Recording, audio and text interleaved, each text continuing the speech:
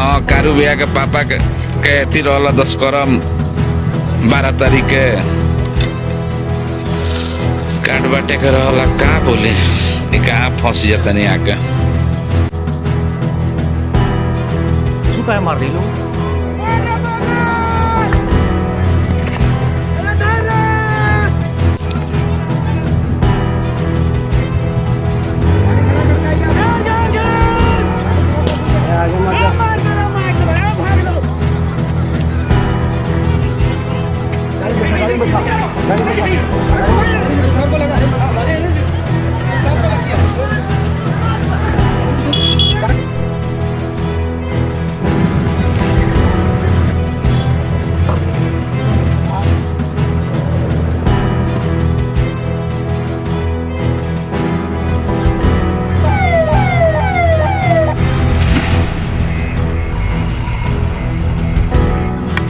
राजकुमार भैया सब टीम है ये चौपल भैया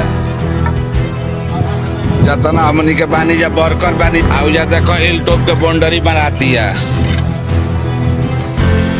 देखो जो आदमी खटता वो तो थान काम में हमनी के वर्कर रही जा हमनी के सब खटता नहीं जा जान लो या देख लो सब टीम ओदे मनु के टीम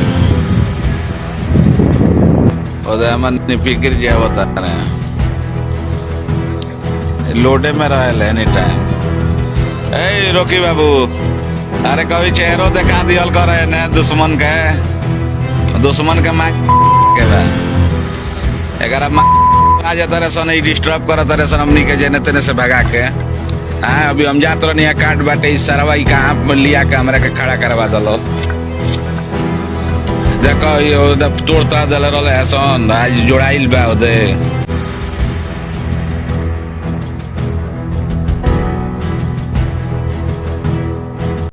बाघ मारा का नया बॉस कारू यादव भागता फिर रहा। सांसद चंद्र प्रकाश चौधरी को चुनौती देकर बता दी अपनी ताकत।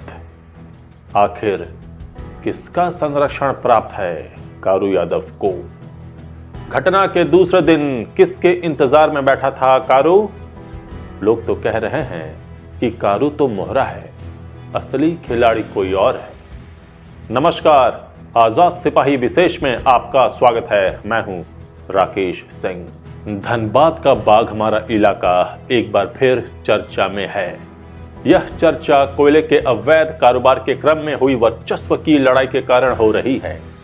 इस चर्चा के केंद्र में है आशा कोठी खटाल का कारू यादव, जिसने गिरिडीह सांसद चंद्र प्रकाश चौधरी को ही नहीं पूरे पुलिस प्रशासन को चुनौती देकर इलाके के नए बॉस के रूप में अपना नाम लोगों के बीच दर्ज करा लिया है।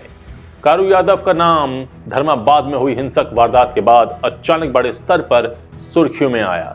वैसे कोयलांचल के लोगों के बीच में वह एक जाना पहचाना नाम है, लेकिन धर्माबाद में हुई हिंसक वारदात के बाद आज इलाके के हर व्यक्ति की जुबां पर उसका नाम बैठा हुआ है। मूल रूप से बिहार का रहने वाला कारू यादव कोयले के अवैध कारोबार में बड़ी तेजी से आगे बढ़ा तो आज वह इलाके में पहले से स्थापित दबंगों को चुनौती देने की स्थिति में पहुंच गया है। अकूत संपत्ति अर्जित करने के बाद अब वह राजनीति के मैदान में भी किस्मत आजमा सकता है, क्योंकि आजसू पार्टी के सांसद को खुलेआम चुनौती देना इतनी मामूली बात तो नहीं है। कारू यादव के रसूख और उसकी राजनीतिक पहुंच का अंदाजा इसी बात से लगाया जा सकता है कि 7 प्राथमिकी दर्ज होने के बावजूद पुलिस अब तक उसके पास नहीं पहुंच सकी है। बाघमारा इलाके में कारू यादव की दबंगई के किस्से काफी मशहूर हैं। वह दबंगई करता है तो लोगों की खूब मदद भी करता है, जिसके कारण उसके हिमायतियों की संख्या भी कम नहीं है। कोयलांचल में पहले ही दबंगों से जूझ रहे पुलिस प्रशासन के सामने कारू यादव अब एक बड़ी चुनौती बनकर उभरा है और इस पर लगाम लगाना इतना आसान भी नहीं है। कौन है कारू यादव और कैसे उसने कोयलांचल में अपना दबदबा कायम किया है, बता रहे हैं आजाद सिपाही के विशेष संवाददाता राकेश सिंह, साथ में धनबाद की टीम। इस साल 9 जनवरी से पहले बाघमारा इलाके से बाहर के लोग कारू यादव के नाम से परिचित नहीं थे, लेकिन 9 जनवरी को जब धर्मा बांध इलाके में एक हिंसक झड़प हुई और बाद में पुलिस प्रशासन की कार्रवाई हुई, तब लोगों को पता चला कि वास्तव में कारू यादव इलाके का नया बॉस है।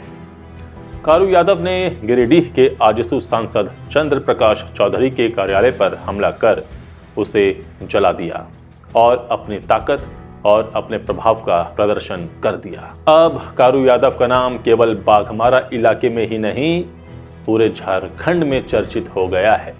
यहां तक कि पुलिस प्रशासन भी उसे पकड़ने के लिए ईड़ी चोटी का जोर लगाए हुए है। दावा किया जा रहा है कि उसे पाताल से भी खोजकर निकाला जाएगा। उसकी तलाश में झारखंड से लेकर बिहार तक में छापामारी की जा रही है, लेकिन कारू यादव किसी के हाथ नहीं आ रहा है।